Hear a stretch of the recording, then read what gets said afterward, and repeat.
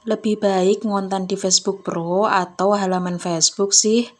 Hai, Assalamualaikum warahmatullahi wabarakatuh. Nah, sebelum aku menjelaskan lebih lanjut, di sini aku mau menegaskan bahwa aku juga masih pemula dan belum suhu ya teman-teman. Jadi yang sudah tahu lebih dulu bisa dikoreksi mana kesalahanku ya, atau bisa menambahkan apa yang kurang dari penjelasanku. Tapi yang belum tahu, kita bisa saling belajar dan dapat menambah pengetahuan yang baru ya teman-teman. Nah, sebelum aku menjelaskan, di sini aku juga mau masak untuk menu hari ini, yaitu masak baby cumi kuah santan dan goreng ikan merah ya. Nah, biar nggak bertele-tele ya, ini langsung aja aku ke poinnya, tonton sampai akhir ya teman-teman. Nah, FB Pro sama Fanspack atau halaman Facebook itu menurut aku sama-sama aja ya teman-teman, bisa menghasilkan uang ya. Tapi memang FB Pro sama Fanspack itu pasti mempunyai kelebihan dan kekurangan masing-masing ya. Untuk kelebihan Facebook Pro itu sebelum kita mengubah ke mode profesional, itu kan kita udah mempunyai teman, mungkin sampai beberapa ribu gitu ya teman-teman. Tapi setelah kita ubah ke mode profesional, itu otomatis udah menjadi pengikut ya.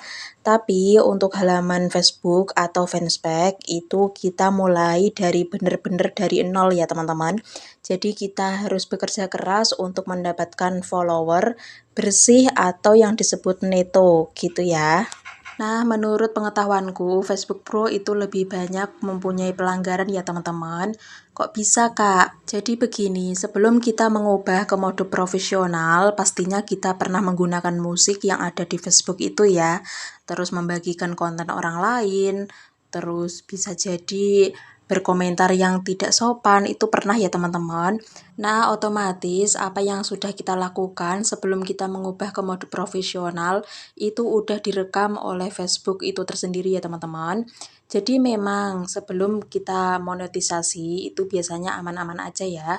Nah, selang 1 bulan atau 2 bulan itu pasti ketahuan gitu ya teman-teman. Tapi kalau kita membuat fanspack atau halaman Facebook, itu biasanya kan lebih bersih ya teman-teman. Kita nggak punya pelanggaran sama sekali. Kita mulai dari nol, benar-benar dari nol gitu ya. Jadi akun kita masih steril gitu ya teman-teman ya.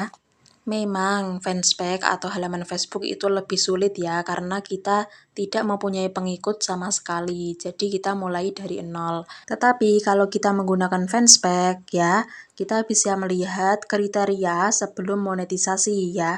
Walaupun kita belum memenuhi syarat, tapi kita bisa melihat syarat untuk in-stream, terus iklan reel, bintang, langganan, dan lain-lain kita bisa lihat terlebih dahulu ya teman-teman. Selain itu, fanspack itu penyebarannya lebih luas ya, atau jangkauan video kita itu lebih luas, lebih mendunia gitu ya daripada Facebook Pro.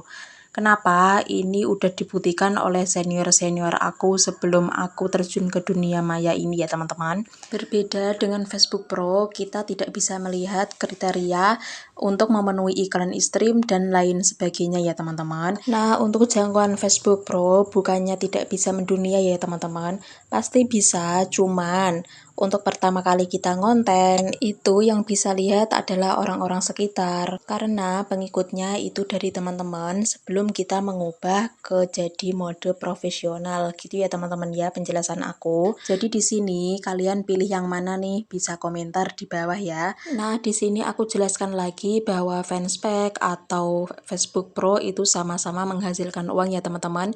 Tapi tetap ada kelebihan dan kekurangannya. Nah, kelebihan kekurangannya itu udah aku jelaskan tadi ya teman-teman.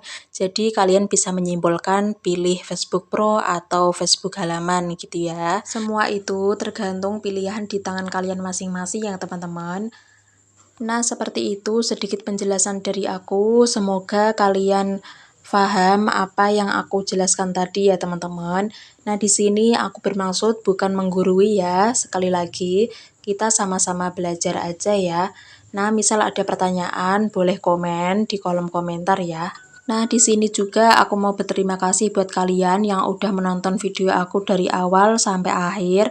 Maaf jika penjelasan aku itu masih terbelit-belit atau kurang beraturan. Sekali lagi aku minta maaf ya. Nah, sekian dari aku. Tunggu video aku selanjutnya. Wassalamualaikum. Bye.